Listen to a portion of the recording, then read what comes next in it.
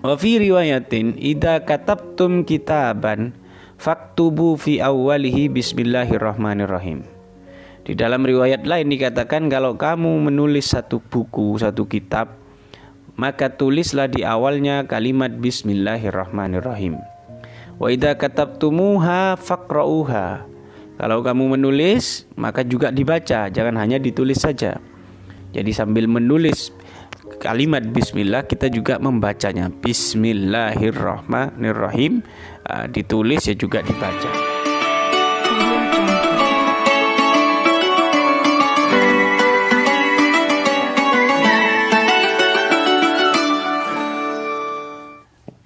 Assalamualaikum warahmatullahi wabarakatuh. Kita meneruskan kajian Kasyifatus Saja, Syarah Safinatun Najah karya Syekh Nawawi, Banten. Kita sampai pada lafadz qalal musannif. Wa qalal musannif rahimahullahu taala, musannif berkata, Bismillahirrahmanirrahim. Yakni Syekh Sumer berkata Bismillahirrahmanirrahim. Apa maksudnya? Kata Syekh Nawawi, ay bi kulli ismin min asma'id dzatil a'la al mausuf bi kamalil afal. Artinya Bismillahirrahmanirrahim dengan nama Allah yang Maha Pengasih lagi Maha Penyayang. Artinya dengan semua nama Allah yang luhur, yang sempurna gitu. Jadi penyebutan Ismullahi Allah Ar-Rahman Ar-Rahim itu adalah cuma sebagian saja dari asma'uddad, asma Allah itu yang mulia, yang sempurna ya. Dan itu hanya disebutkan sebagian, dan itu adalah mewakili keseluruhan nama-nama tadi gitu. Au bi iradati dalik u'allifu mutabarrikan au musta'inan. Atau dengan mengharapkan kemuliaan nama-nama tadi, asma-asma Allah tadi, saya mengarang kitab ini dengan mencari berkah, mengharap berkah, meminta pertolongan dari Allah Subhanahu wa taala. Fassarahu bidzalika Syekhuna Ahmad Ad-Dimyati fi hasyiyatihi ala usulil fiqh. Tafsiran itu disampaikan oleh Syekh Ahmad Dimyati dalam kitab Hasyiyah ala usulil fiqhnya. Ibtada al-musannif kitabahu bil basmalah iktidaan bil kitabil aziz. Musannif memulai kitabnya ini dengan basmalah karena mengikuti tradisi Al-Quran atau kitab-kitab samawi fi ibtidaihi biha, di mana Al-Quran itu diawali dengan basmalah. Ai fil lauhil mahfud, baik yang saat masih ada di lauh mahfud, au ba'da jam'ihi wa tartibi, atau setelah dikodifikasi, setelah dikumpulkan menjadi satu mushaf, fil mushafi, dalam satu mushaf. Seperti mushaf kita sekarang itu kan diawali dengan basmalah, sehingga kemudian menjadi tradisi ulama, tradisi penulis yang muslim mengawali tulisannya itu dengan Bismillahirrahmanirrahim. Wa amma ma ruwiya anna awwala ma katabahul qalam ana tawwabu wa ana atubu ala man taba fa huwa fi sakil arsy. Kemudian kalau yang tertulis di Lauh Mahfud, pertama kali yang tertulis di Lauh Mahfud adalah basmalah, maka kata Syekh Nawawi, bagaimana dengan riwayat yang mengatakan bahwa yang tertulis pertama kali itu adalah bukan lafadz basmalah, tapi lafadz anat tawwabu, aku adalah yang maha penerima tobat. Wa ana atubu ala man taba, dan saya menerima tobatnya orang-orang yang mau bertobat. Itu tulisan yang pertama di dalam satu riwayat. Apa kata Syekh Nawawi? Fa huwa fi sakil arsy. Tulisan anat tawwab wa ana atub itu bukan di Lauh Mahfud, tapi di sakil arsy, di tiangnya ars. Sehingga yang ditulis pertama kali di tiang ars adalah anat tawwab wa ana atub. Tapi yang tertulis pertama kali fil lauhil mahfud itu adalah tetap Bismillahirrahmanirrahim. wamtisalan wa ita'atan li amrihi sallallahu alaihi wasallam,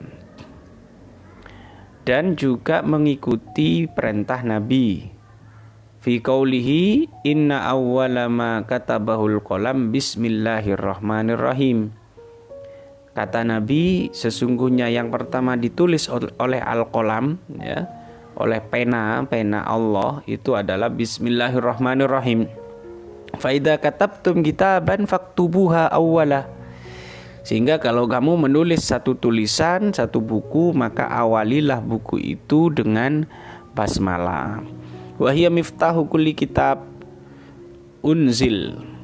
Dan basmalah adalah awal atau permulaan dari setiap kitab yang diturunkan.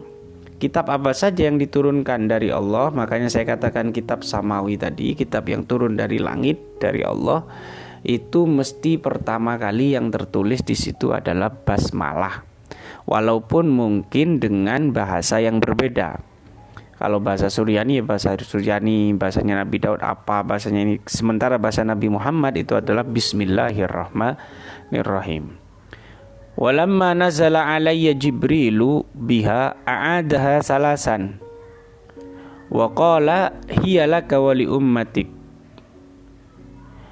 Saat Jibril turun kepadaku membawa basmalah, ia mengulangi 3 kali. Jadi saat Jibril turun ke Nabi, kemudian membawa basmalah tadi, Jibril membacanya 3 kali, diulangi 3 kali.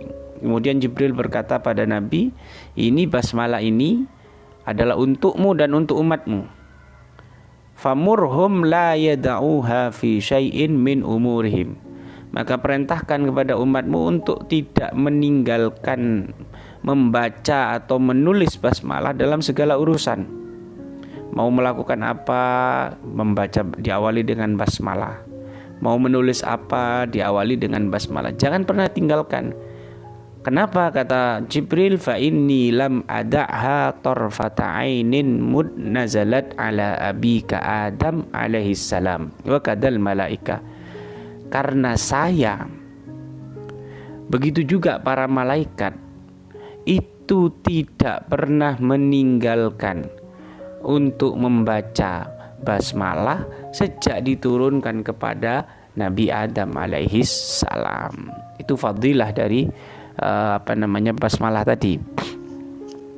Wa fi riwayatin idza katabtum kitaban faktubu fi awwalihi bismillahirrahmanirrahim. Di dalam riwayat lain dikatakan kalau kamu menulis satu buku, satu kitab, maka tulislah di awalnya kalimat bismillahirrahmanirrahim. Wa idza katabtumuha faqra'uha. Kalau kamu menulis, maka juga dibaca, jangan hanya ditulis saja. Jadi sambil menulis kalimat bismillah, kita juga membacanya. Bismillahirrahmanirrahim, ditulis ya juga dibaca.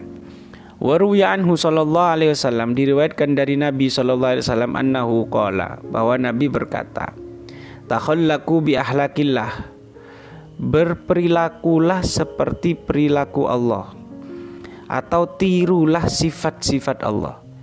Ya, ini yang lebih enak. Takhallaqu bi akhlaqillah, tirulah sifat-sifat Allah. Wala syakka anna adatahu ta'ala fi ibtida'i kulli suratin al-ityanu bil basmalati siwa bara'ata.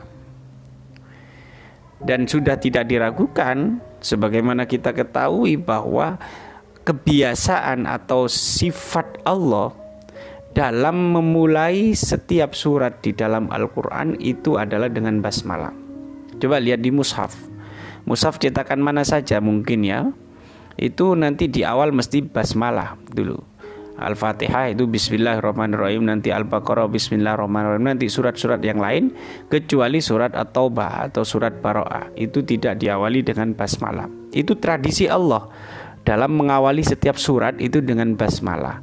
Sehingga kemudian karena itu menjadi tradisi dan sifat dari Allah atau kebiasaan dari Allah, maka kita dianjurkan oleh Rasul untuk meniru perangai atau perbuatan atau sikap Allah yang tadi. Fanahnu ma'muruna bih, sehingga kita diperintah juga untuk meniru, untuk memulai apapun dengan basmalah. Wa amalan bi hadis Abi Dawud wa ghairih, dan juga mempraktekkan, mengamalkan hadis yang diriwayatkan oleh Abi Daud dan selainnya. Apa bunyi hadisnya? Kullu amrin dibalin la yubda'u fihi bi bismillahirrahmanirrahim fahuwa abtaru au aqta'u au ajdamu. Setiap perkara yang dibalin, yang baik, nanti tafsirannya ada 3 ya. Saya ambil dulu tafsiran yang umum. Setiap perkara yang baik, yang mulia, dan dimulai tanpa bismillah, maka itu kurang barokahnya, kurang keberkahannya, atau kurang sempurna. Misalkan menulis kitab itu kan dibalin, sesuatu yang mulia, sesuatu yang terhormat, yang baik. Lalu saya menulisnya tanpa mengawali dengan basmalah, maka itu kurang sempurna, kurang berkah gitu. Wal balu asyarafu wal aduma. Apa makna al-bal di dalam hadis tadi? Tafsiran pertama adalah asyaraf wal aduma. Jadi kemuliaan, keagungan itu al-bal. Sehingga kalau kullu amrin, setiap perkara, dibalin yang agung atau yang mulia begitu. Awil hal wasya'nu alladhi yuhtammu bihi syar'an. Atau situasi atau kondisi atau urusan ya yang diperhatikan secara syariat, dianggap penting oleh syariat. Wa ma'nal ihtimami bihi talabu au ibahatuhu bi alla yakuna muharraman lidati wala makruhan lidati. Apa maksudnya dianggap penting oleh syariat? Artinya sesuatu tadi, pekerjaan tadi itu dituntut untuk dilakukan, atau saya anggap aja wajib biar enak.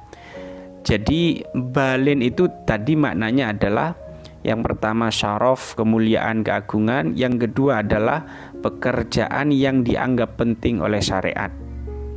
Apa itu pekerjaan yang dianggap penting oleh syariat? Yaitu pekerjaan yang diwajibkan atau minimal dibolehkan, atau tidak dilarang. Baik larangannya itu karena diharamkan atau dimakruhkan. Jadi tidak dilarang, baik diharamkan atau dimakruhkan. Dibolehkan apalagi kalau misalkan diwajibkan atau disunnahkan ya. Lah, sesuatu yang diwajibkan, disunnahkan dan dibolehkan tadi, kalau dilakukan dan tidak diawali dengan basmalah maka kurang berkah gitu. Lakin la tutlabul basmalatu ala muhaqqaratil umur. Tapi tidak dianjurkan membaca basmalah ketika mau melakukan perbuatan-perbuatan hina. Contohnya apa? Kakan sizabalin, seperti menyapu kotoran, ya, membersihkan kotoran sapi, atau kotoran apa saja, kotoran ayam dan seterusnya. Itu kan menjijikkan, ya, sesuatu yang hina. Lah kita mau melakukan itu kok membaca bismillah dulu, itu tidak pantas. Atau mau masuk ke jeding, kita bismillah dulu, itu tidak pantas. Apalagi di dalam jeding kita kemudian baca basmalah, itu tidak boleh gitu.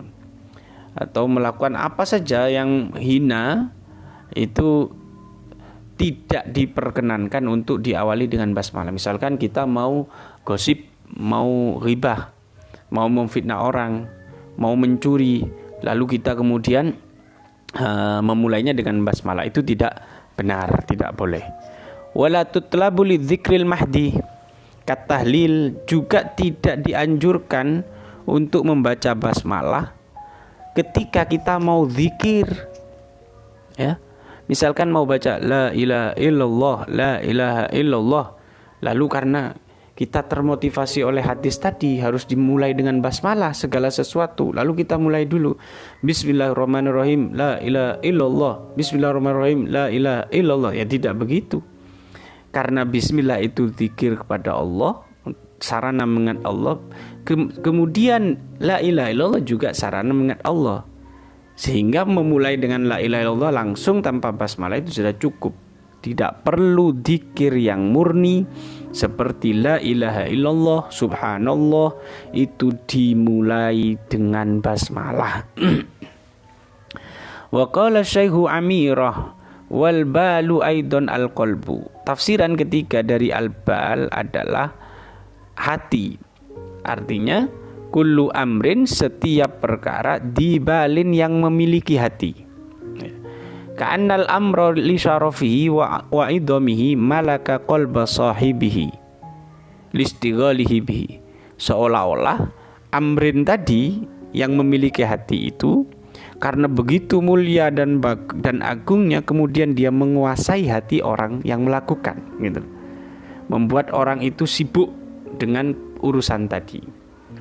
Wa fi qaulihi fihi lisababiyah ala qiyasi qaulihi dakhalat imra'atun an-nar fi hirratin ay bisababiha habasatha.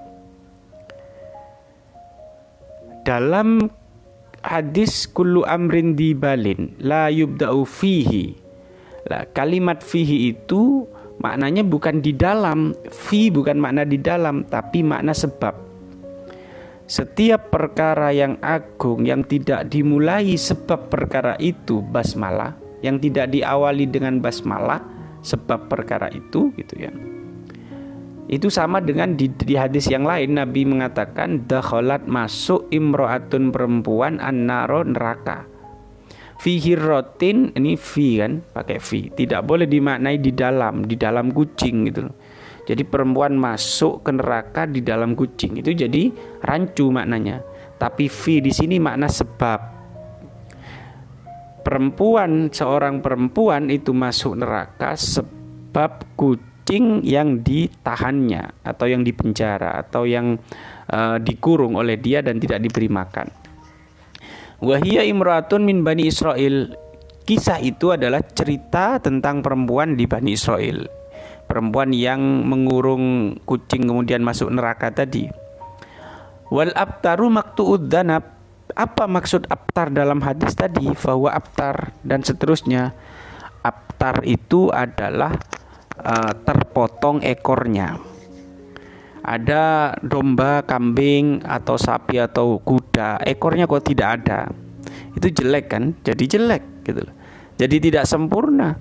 Sebagus apapun bodinya, sebagus apapun bulunya, tapi dia tidak punya ekor, harusnya dia ada ekornya, maka itu jadi tidak sempurna. Seperti itu juga lah perbuatan baik yang tidak diawali dengan basmalah itu diibaratkan seperti hewan yang tidak punya ekor, yang terpotong ekornya. Wal aqta'u man qutiyat yadahu au ihdahuma. Juga diibaratkan oleh Nabi seperti aqta'. Apa aqta' itu? Orang yang kedua tangannya atau salah satu tangannya itu terpotong. Sudah ganteng, cantik, tapi tangannya hilang satu. Apalagi hilang dua. Itu jadi sempurna? Tidak sempurna. Jadi kurang indah dipandang. Kenapa? Karena ada sesuatu yang tidak sempurna, yang kurang. Sama seperti sesuatu yang baik kok tidak diawali dengan basmalah, itu seperti orang yang tangannya terpotong tadi. Wal ajdamu biddalil mu'jama al maktu'ul yad. Ajdam juga disamakan dengan ajdam. Dalam satu tafsiran, ajdam itu adalah yang terpotong tangannya, sama dengan aqta' tadi. Wakila ad-dahibul anamil. Tapi ada pendapat lain yang mengatakan al-ajdam adalah yang jari jemarinya hilang, terputus, tidak punya jari jemari. Jari jemari ini membuat indah. Kalau tidak ada jari jemari, kita terpotong jari jemari kita, maka kelihatan tidak sempurna. Dan itu aib, cacat, sehingga cenderung kita akan menutupi tangan kita. Wa qala al-Barawi huwa illatun ma'rufah. Tapi tafsiran yang ketiga kata Imam Barawi bahwa ajdam itu bukan maktu'ul yad, bukan yang terpotong tangannya atau yang hilang jari jemarinya, bukan. Tapi kata Barawi adalah ajdam itu penyakit yang sudah populer, ya, penyakit judam, ya. Penyakit yang menimpa kulit kemudian membuat kulit itu terkelupas atau jatuh dan seterusnya. Fahuwa min babit tashbih al-baligh. Hadis Nabi tadi orang yang setiap perkara yang tidak dimulai dengan basmalah itu disamakan dengan dikatakan ajdam, abtar, akto atau apalah yang tadi itu 3, itu dalam kajian balaghah namanya tasbih balik. Tasbih itu menyerupai. Misalkan Nabi menyerupai rembulan, ya. Ada nabi, ada rembulan, ada yang diserupakan, ada yang diserupai. Yang diserupakan nabi, yang diserupai apa? Rembulan. Lalu mestinya kalau kita menyerupakan sesuatu dengan sesuatu yang lain, itu kita butuh kalimat atau kata bantu. Seperti kata seperti, ya. Nabi Muhammad seperti rembulan. Nah, seperti ini namanya adat tasbih, sarana untuk menyerupakan. Lalu juga ada sisi kesamaan, wajhus syibah namanya. Jadi ada yang diserupakan, ada yang diserupai, ada sarana untuk menyerupakan tadi. Kemudian ada sisi keserupaan. Di mana sisi keserupaan? Dalam keindahannya, misalkan Nabi Muhammad seperti rembulan di dalam keindahannya. Kalau bahasa Arabnya Muhammadun atau anta, ya, anta kal qamari fi al-idoah misalkan, ya. Jadi ada kafnya kal qamari, ada fil idoah. Jadi sisi kesamaan disebutkan, terus sarana untuk menyamakan kata seperti itu masih ada. Tapi kalau tasbih balik itu seperti sudah tidak ada, kata sepertinya dibuang, sisi kesamaannya dibuang, langsung dikatakan anta syamsun, Muhammad kamu matahari, anta qamarun, Muhammad kamu rembulan. Itu kan tidak ada kata sepertinya, tidak ada kalimat yang menunjukkan sisi kesamaannya di apa. Sama dengan tadi ketika dikatakan bahwa setiap perkara yang tidak dimulai dengan basmalah itu langsung dikatakan oleh Nabi abtar, tidak dikatakan seperti orang begini, tidak. Langsung dikatakan abtar, langsung dikatakan akto, terpotong tangannya, langsung dikatakan ajam. Itu judam, penyakit judam itu saking dahsyatnya, berarti saking dahsyatnya Nabi kemudian mewanti-wanti dengan kalimat yang dahsyat pula, yang balik tadi. Wa makna hadis, sehingga makna hadis tadi kullu syai'in lahu syarafun wa adumatun. Yang pertama, setiap perkara yang atau setiap urusan, setiap sesuatu yang memiliki kemuliaan. Atau tafsiran kedua, au kullu syai'in yutlabu au yubah, atau sesuatu yang dianjurkan atau diperbolehkan. Dianjurkan itu bisa diwajibkan, bisa disunahkan tadi. Au kullu syai'in lahu qalbun ayyamliku qalban, atau tafsiran ketiga, setiap sesuatu yang memiliki hati. La yubda'u bisababi dzalika syai', di mana dengan sebab hal itu tidak dimulai dengan bismillah, ya. Fahuwa kal hayawanil maktu, maka itu seperti hewan yang al maktu'id danabi, yang terpotong ekornya. Au kaman kutiat yadahu, atau seperti orang terpotong kedua tangannya. Au kaman dahabat anamilu, atau seperti orang yang hilang jari jemarinya. Au kaman bihi judamun, atau seperti orang yang tertimpa penyakit kusta, judam. Fi naqsihi, sama-sama punya kekurangan. Mana sisi kesamaannya? Sama-sama punya kekurangan. Wa aibihilan, ada cacatnya, tidak sempurna syar'an secara syarak. Wa intam mahissan, walaupun mungkin perbuatan kita misalkan menulis, walaupun tidak dimulai dengan basmalah itu bisa rampung secara kasat mata, tetapi secara syariat itu tidak rampung. Ada sesuatu yang kurang sempurna, yang cacat. Waktulifa fil basmalah, ulama berbeda pendapat tentang status basmalah. Bismillah tadi, hal hiya ayatun minal Fatihah, apakah bismillah ini ayat dari Fatihah? Wa min kulli surah, dan dari setiap surat. Fa inda Malik annaha laysat ayatan minal Fatihah wala min kulli surah. Menurut Imam Malik bahwa bismillah ini bukan bagian ayat dari Fatihah ataupun dari surat yang lain. Makanya di mazhab Maliki itu tidak membaca basmalah dalam surat, dalam sholat ketika membaca Fatihah itu, karena memang diyakini itu bukan bagian dari Fatihah. Wa inda Abdullah bin Mubarak anna ayatun min kulli surah, tapi menurut Abdullah bin Mubarak Basmalah itu ya ayat dari Fatihah, bagian dari Fatihah, juga bagian dari surat-surat yang lain. Wa inda Syafi'i anha ayatun minal Fatihah wa taraddada fi ghairiha. Tapi Imam Syafi'i menengahi bahwa iya, kalau dalam Fatihah itu ayat, bismillah itu ayat, sehingga mazhab Syafi'i mewajibkan baca bismillah karena itu juga bagian dari Fatihah. Tetapi ketika membahas tentang status basmalah di ayat yang lain selain Fatihah, Imam Syafi'i ini taraddud, tidak memberikan keputusan yang pasti gitu. Jadi masih ngeper. Walam yahtalifu fiha fin namli, tapi ulama semua sepakat bahwa di dalam surat An-Naml fi addiha minal Qur'an. Di dalam surat An-Naml basmalah itu bagian dari Al-Qur'an. Apa ayatnya? Innahu min Sulaiman wa innahu bismillahirrahmanirrahim. Lafaz bismillahirrahmanirrahim di surat An-Naml ini adalah bagian termasuk ayat Qur'an gitu. Karena ada di tengah-tengah. Wa min khawasiya idza talaha syahsun indan naumi 21 marrah aminatil kalaila minasyaiton. Termasuk khasiat dari pembacaan basmalah adalah kalau dibaca seseorang ketika mau tidur, dibaca sebanyak 21 kali, maka malam itu dia aman dari syaitan.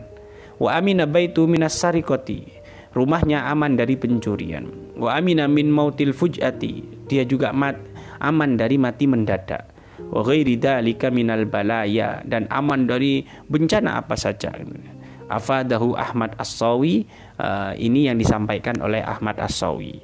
Alhamdulillah, wallahu a'lam bishawab. Assalamualaikum warahmatullahi wabarakatuh.